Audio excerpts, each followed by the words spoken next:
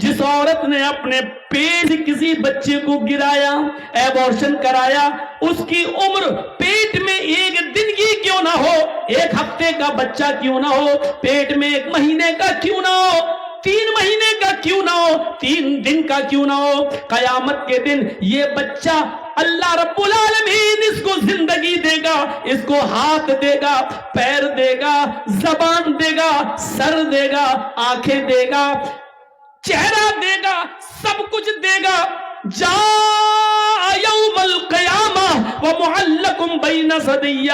یہ بچہ اپنے ماں کی دونوں پستانوں سے لٹکا ہوا آئے گا، اپنے ماں کے دونوں سینے سے لٹکا ہوا آئے گا۔ قیامت کے دن اس حال میں آئے گا کہ یہ بچہ اپنے ماں کی پستان سے دودھ چوس رہا ہوگا، دودھ کھینچ رہا ہوگا۔ اللہ رب العالمین کی آواز آئے گی، اے بچے تجھے کچھ کہنا ہے؟ بچہ اپنے ماں کی پستان کو چھوڑ دے گا، یقول چیخے گا اور کہے گا یا ربی ہاذہ امی قتلتنی، اللہ یہ میری ماں ہے جس نے دنیا میں مجھے مار ڈالا تھا، اللہ یہ میری ماں ہے جس نے دنیا میں میری جان لے لی تھی، اللہ یہ میری ماں ہے جس نے دنیا میں مجھے قتل کر ڈالا تھا، اللہ یہ دنیا میں میری نہ بنی، آج تو اس کا مت بن، اللہ کے دنیا میں میرا خیال نہ رکھ سکی، آج تو اس کا خیال نہ رکھ، اے اللہ میری ماں کو جہنم میں ڈال دے،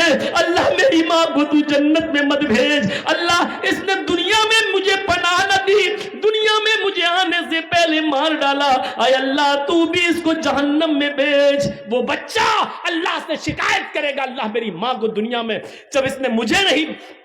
وجود میں لائی تو اس کو جنت میں کیسے بھیج سکتا ہے، اے اللہ میری ماں کو تو جہنم میں ڈال دے۔ وہ بچہ اپنی ماں کو اللہ سے فریاد کر کے جہنم میں بھجوا دے گا۔ اگر کسی ماں نے، کسی عورت نے اگر یہ جرم کیا ہے تو جاؤ فجر کی نماز سے پہلے پہلے مصلی بچھاؤ، سجدے کرو اور اپنے روٹھے ہوئے رب کو منا لو، شاید اس کو رحم آ جائے تو تمہیں توبہ قبول کر کے بخش دے، ورنہ امید بہت کم ہے۔ جس نے دنیا میں اپنے بچے کو گرایا، تم تو حلال بچے گرا رہی ہو، اپنے شوہر کا بچہ گرا رہی ہو، صرف اس لیے کہ 3 لڑکیاں 4 لڑکیاں پہلے سے، چوتھی بھی لڑکی نہیں چاہیے، صرف اس لیے۔ اسلام نے تو حرام اولاد بھی گرانے کی اجازت نہیں دی، ناجائز بچہ بھی مارنے کی اجازت نہیں دی۔ وہ ایک عورت آئی تھی اللہ کے رسول کے پاس جس سے زنا ہو گیا تھا، حرام کام ہو گیا تھا، کہہ رہی تھی اللہ کے رسول مجھے پاک کر دو۔ اللہ کے نبی نے کہا کیا ہوا؟ کہا ایسا ایسا ہو گیا۔ آپ نے صحابہ سے کہا اس کو مار ڈالو، پتھروں سے ختم کر دو۔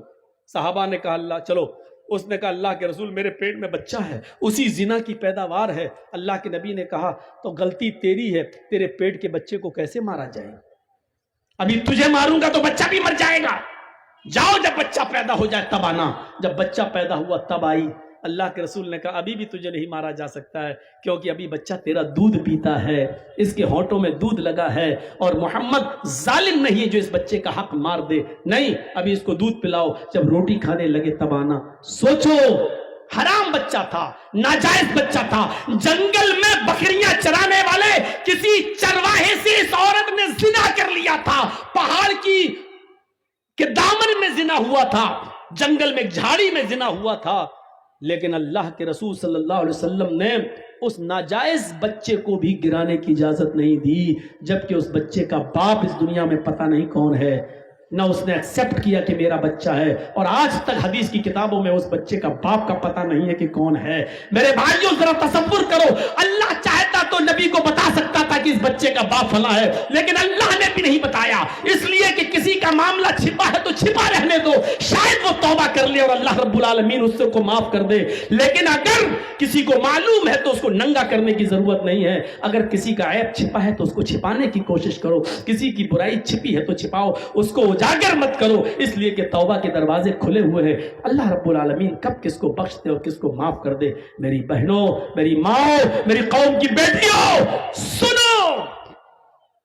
جب ناجائز بچے کو گرانے کی اجازت نہیں ہے تو حلال بچہ، جائز بچہ، اس کو کیسے گرایا جا سکتا؟